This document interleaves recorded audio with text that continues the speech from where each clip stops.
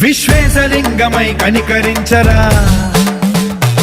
విధి లిఖితమునిక పరపర చరివి అమృతమి కురిపించరా రామేశలింగమై మహిమ చూపరా